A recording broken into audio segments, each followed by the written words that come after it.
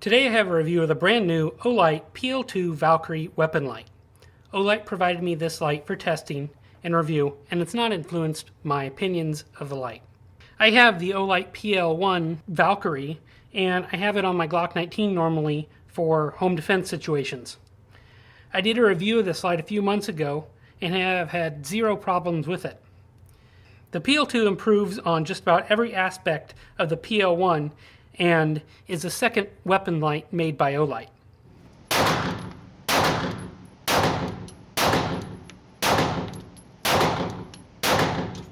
During this review, I'm going to compare several things to the PL-2. I borrowed a Streamlight TLR-1S from a friend to compare to the PL-2 because they're so similar in both size, battery type, and a few other areas. Here is the packaging that the PL-2 came with, and it's pretty typical of other Olights. It's a cardboard box that is matte with glossy images and tells some of the key stats like the 71.5 minutes of runtime, the 235 meters of throw, the Cree XHP35 LED, the IPX6 water resistance. It includes a QR code that takes you to the website if you want to learn more. And here is a few more stats that you can pause and see of this light. Inside the package you get the light, obviously. You get the manual, which the manual is very short for the most part. It tells you how to open the battery compartment and basically just a few things about how the light works. You then get two Olight branded CR123A batteries, non-rechargeable, 1600 milliamp versions. And then you get this package. Underneath there is the rail for a 1913 and a tool to unscrew the screws. So here's a little bit of in-depth comparison between the Olight PL-2 and the Streamlight TLR-1S. And I'll show these on guns here in a minute. The Olight PL-2 is 3.25 inches long. The head diameter is 1.28 inches, so you can see it's smaller. The body diameter is 1.44 inches. And the empty weight of the PL-2 on my scale is 3 ounces. The TLR-1S's weight empty is 2.95 ounces on my scale, and the PL-1 Valkyrie is the heaviest at 3.32 ounces. So let's look at these on different guns. First up is a Glock 19 with the PL-1. Next up is the Glock 19 again with the PL-2. And last is the TLR-1S with the Glock 19. Here is the Glock 22 with the PL-1, Glock 22 with the PL-2, and the Glock 22 with the Streamlight TLR-1S. So comparing the Olight PL-2 to the TLR-1S, the head is smaller and crenulated. The light's shorter in height, and the width is different as well, is shorter on the Olight. And I like that. This is why I like the shorter length is I can get my finger around the bottom of the trigger guard just a little bit with the PL-2 on there. With the Streamlight I cannot, and with the PL-1 I can't. So I just like that, just a little bit of extra grip on the weapon. As you can see while I've got this mounted, you can reach the button. It's still a little bit far for me to reach without adjusting my grip slightly, but it's easy with that offhand to hit the button. And this is an ambidextrous light, so you can hit it on the left or the right, you can hit the back or at the side to turn it on both sides. The body itself is made from a hard anodized aluminum on the PL-2 Valkyrie. The battery compartment has this contoured piece in there to better fit the batteries and so it won't rattle around at all. I was critical of the PL-1 of having a plastic insert here, and the PL-2 fixes that by making it out of aluminum. And it looks like it's the same size tool between the two, so if you have both flashlights, you only need one tool. Out of the box, it came with the Glock insert already installed, but a 1913 one comes in the box. The quick mounting system is really easy to use. It's spring-loaded, and you just flip it back and forth. Super easy to use. One thing I did notice, my PL-2 has this piece of rubber on the tab, and my PL-2 does not. It's just straight aluminum.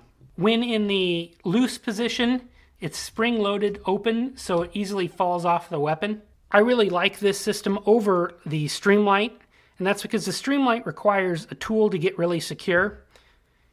You need a screwdriver or something, multi-tool, something to make that really secure and tighten it down. The Olight doesn't need that at all.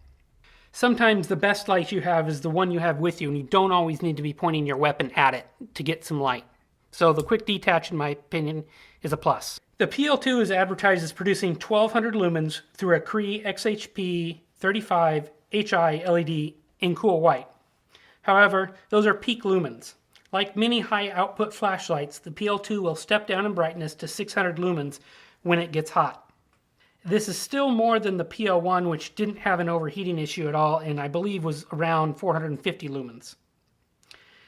The PL-2, in its step-down state of 600 lumens, claims to run for 70 minutes on the two CR2 123 batteries. In my testing, after 1 minute of use, it got to 98 degrees at 1200 lumens. And I continued this test for another 5 minutes, or 4 minutes, for a total of 5 minutes, so I could measure the heat on the step down, and it came in at 109 degrees Fahrenheit. The lens inside here has an insert, and it's the TIR system. So what that does is it really smooths out the beam. It doesn't give you any artifacts or anything. It's a nice beam.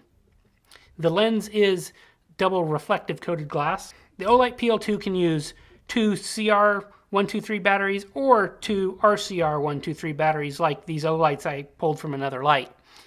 It can deal with the higher voltage of the rechargeable cells, no problem, which is a nice touch and how I've been testing it just due to the rechargeable nature. The bad thing about the rechargeable batteries is you don't get as much runtime, and the shelf life isn't as good. So if you're going to be using this on a weapon, the CR123s are the better option. I went and shot about 350 rounds of 9mm and 40 Smith & Wesson through the Glock 19 and Glock 22 and had zero issues with this light. It attaches firmly to the gun and remains there. Unfortunately, I was not the only one at the range this time and wasn't able to shut off the range lights. I did not have any trouble with the battery door coming open or anything like that. I'll show you how that works here in a second.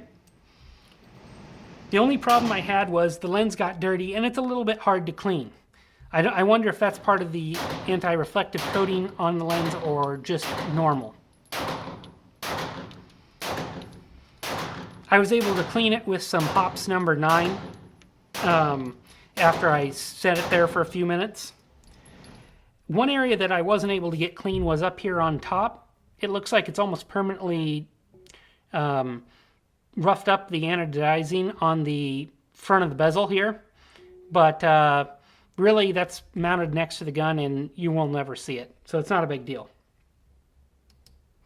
So here's the indoor beam shot. And you can see it's got a very hot center with minimal spill, but at the same time it does spill nicely. Here at short ranges it's hard to tell, and my outdoor shots do a better job of seeing what this light is really like in use. Here is Strobe. The first thing I'm going to do is compare these three flashlights at distance here at night. First I've got the TLR1S. This is 300 lumens. And you can see it's a tight beam, but it throws nicely. That fence there, I'm guessing, is about 75 yards away, between 75 and 100 yards away. And you can see it gets there just fine, but that it's a pretty focused beam. So there's Strobe. It's a very fast Strobe. You can still see, it still throws quite a bit of light. Next I have the Olight PL-1. This is 450 lumens, and this is much more of a diffused beam. It's not as throwy, but it still does a pretty good job illuminating the area. And for comparison, it's Strobe. It's a slower Strobe than the Streamlight, and I think this is a less effective way of seeing at a distance. Lastly, here's the Olight PL-2 Valkerie, and you can see it's a lot bigger beam than the Streamlight, and it really does throw nicely. It's lighting up a lot of area there. And I have easy distance to see. I've tried this at longer distances and it throws pretty dang well.